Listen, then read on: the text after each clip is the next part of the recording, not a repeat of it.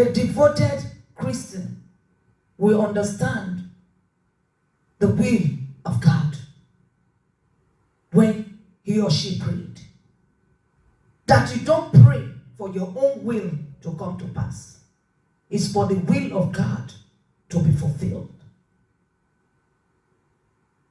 A spiritual, devoted Christian understands that you pray for the will of the Father to be fulfilled, not your will. Many Christians today, because they are not spiritually sound, they pray for their own will to be done. What they want God to do it now. Jesus prayed. He wished that the cup will pass him over. But he said, nevertheless, Father, let your will be done. And the will of the Father is for him to pay the price for our sin. He has to go through betrayal. He has to go through crucifixion, be buried, and be risen, so that his name will be glorified, so that me and you will be set free for the bondage of sin. That was the will of his Father. At the end, that is what happened.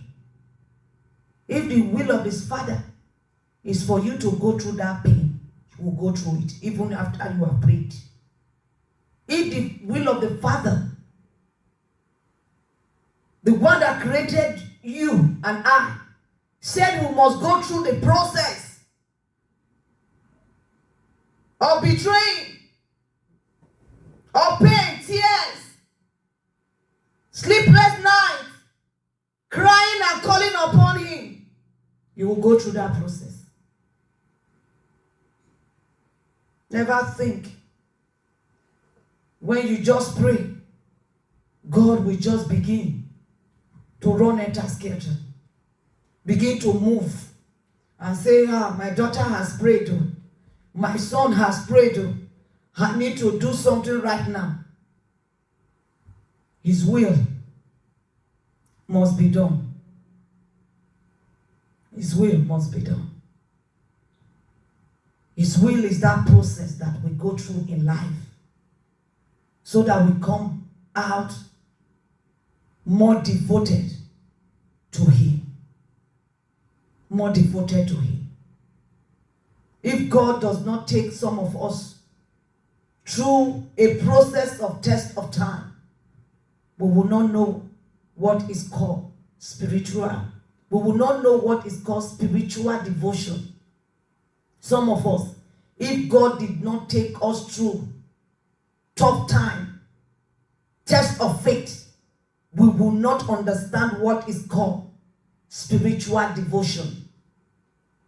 God has to try us.